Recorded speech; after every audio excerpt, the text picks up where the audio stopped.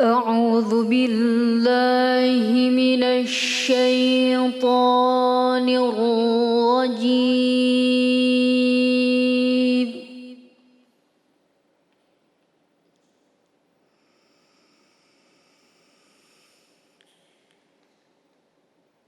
بسم الله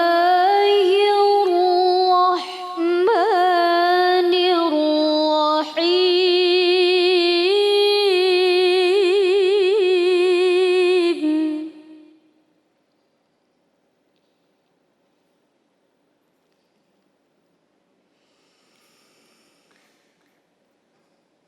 وأقم الصلاة طرفي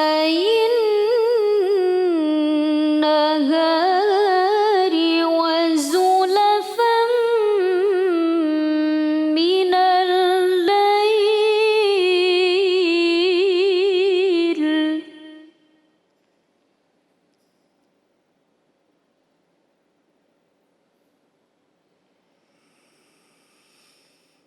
إن الحسنات يذهبن السيئات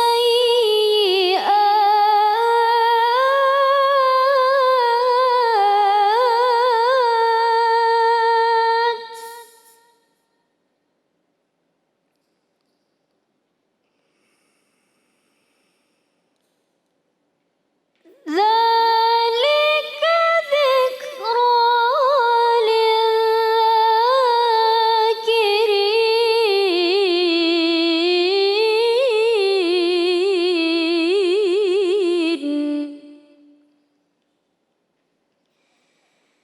ذلك ذكرى للذاكرين.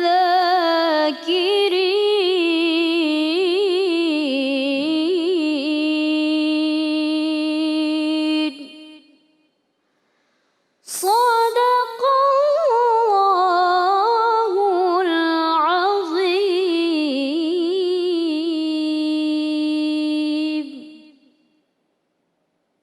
Bismillahirrahmanirrahim. Allahumma salli ala Sayyidina Muhammad wa ala ali Sayyidina Muhammad. Assalamualaikum warahmatullahi wabarakatuh.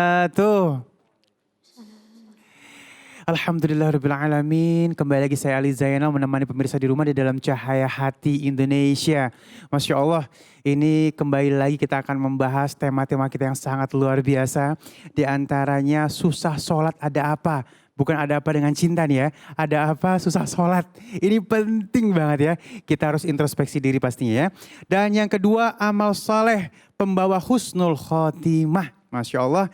Dan yang ketiga, adab ketika mendengarkan azan.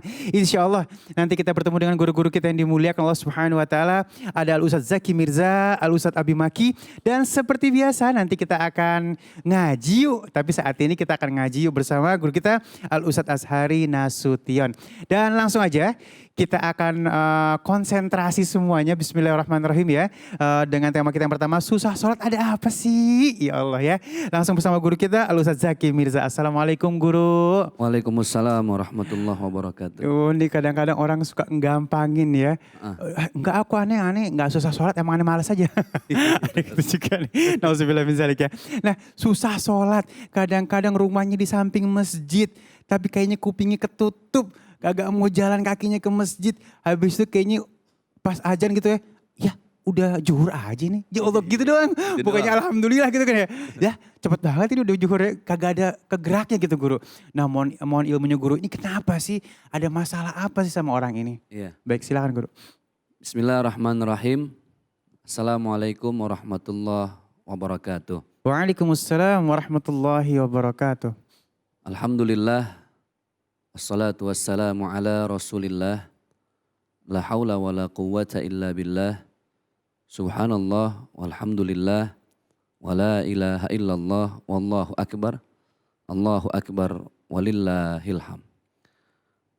Pemirsa Cahaya Hati Ainus yang berbahagia, sahabat saya, abang saya, Bang Ali Zainal, mudah-mudahan Allah sehatkan beliau.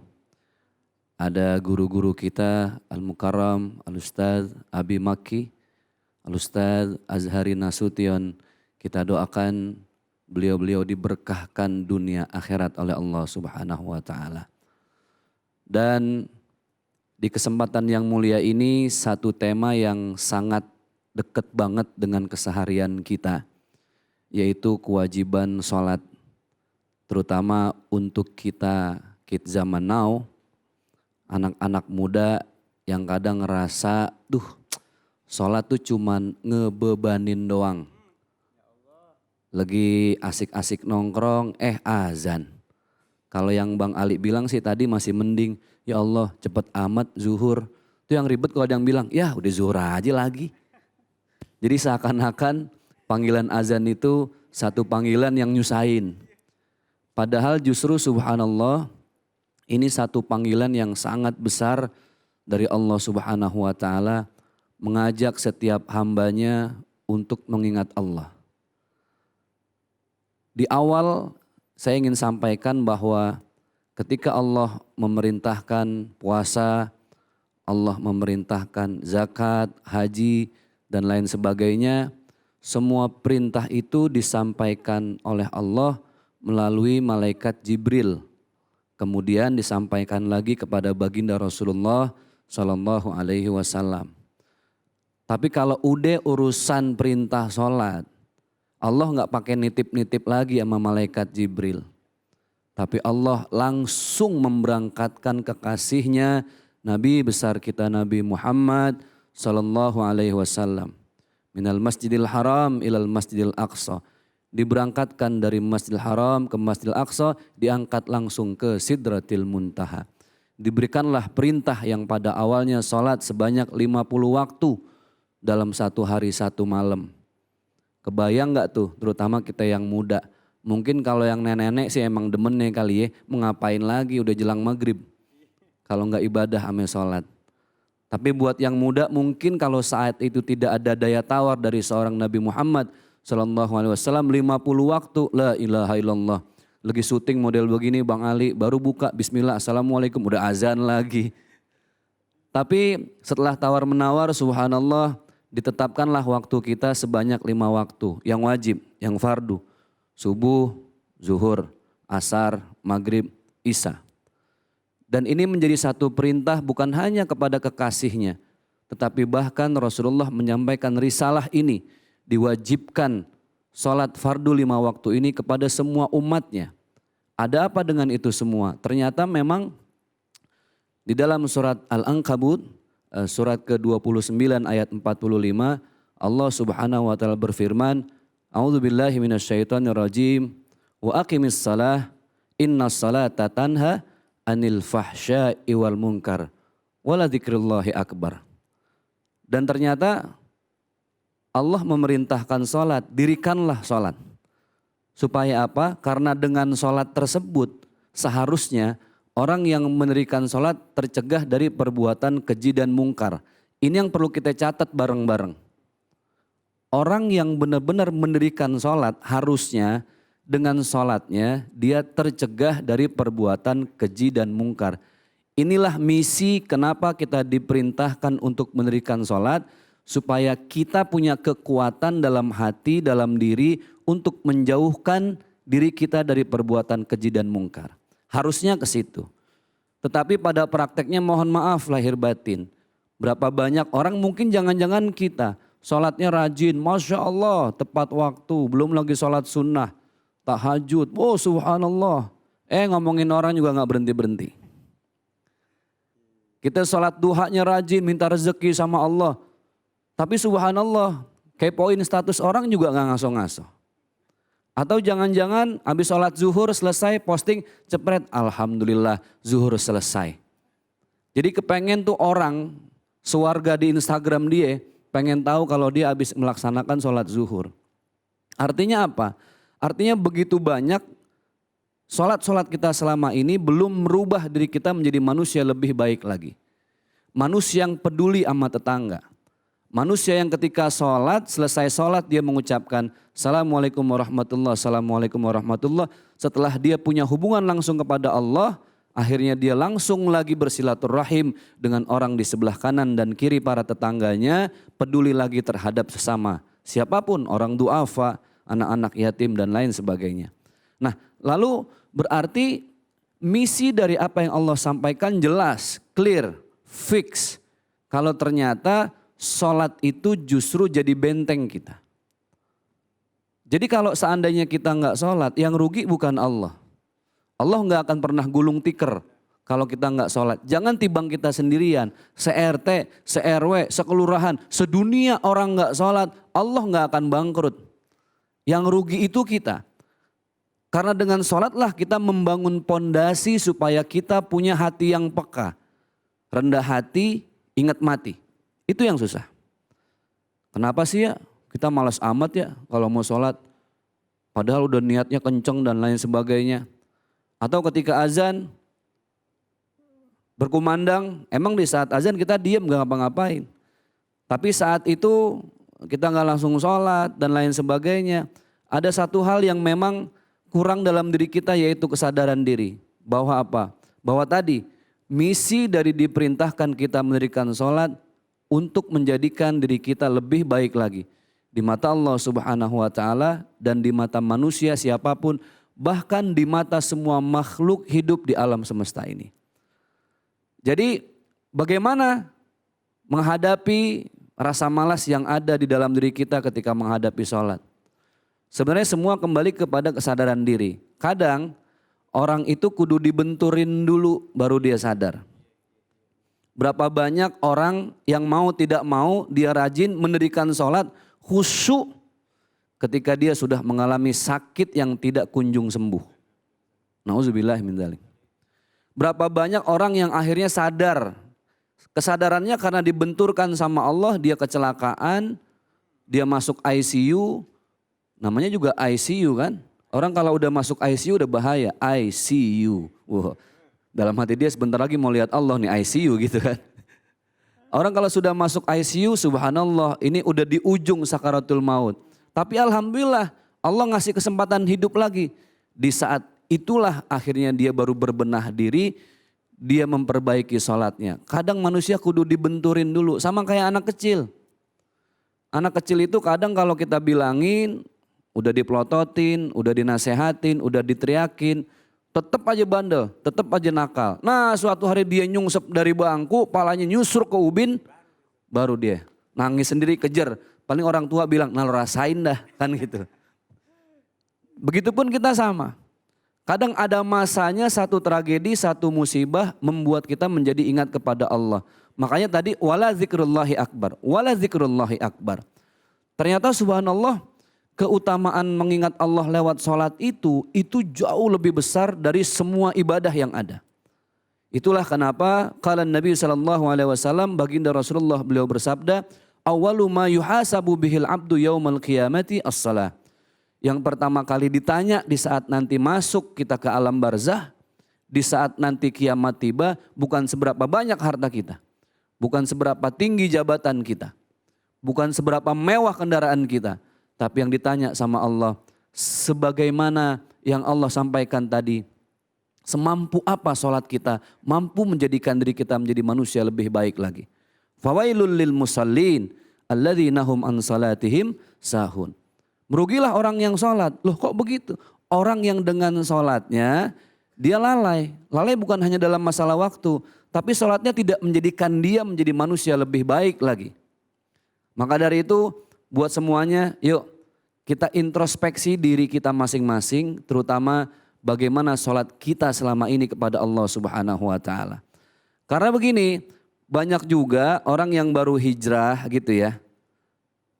Saking kepengennya mendalami agama, akhirnya nggak sadar, dia semangat, dipilih sama teman-teman yang lain jadi imam. Cuman karena kepengen nunjukin dia baru hijrah, istiqomah dalam sholat. Sholatnya sholat maghrib, dia baca kenceng gitu kan. Waladhdallin amin, selesai dia baca surat kedua. Bismillahirrahmanirrahim, Yasin. Waduh, ini teman-temannya makmum 3 orang di belakang kan. Yang atu baru taubat lagi nih yang atu. Pas denger Yasin dalam hati dia, nih kayak gue pernah denger kemarin acara tahlilan nih. Ini roman-romannya panjang nih gitu kan. Yang kedua, nanya dari dalam hati. Ini berhentinya ayat yang mana ntar nih. Yang ketiga yang batal. Kata yang ketiga, dalam hati dia bilang apa? Nih imam gue gak demen model begini nih. Segala baca Yasin. Artinya apa? Artinya ketika orang dia baru hijrah, kemudian dia baru berusaha memperbaiki sholatnya. Yang terpenting jangan merasa bahwa sholat kita lebih baik dari yang lain. Itu yang gak boleh. Jadi buat sahabat-sahabat semua, mari sama-sama kita berusaha untuk membenahi sholat kita.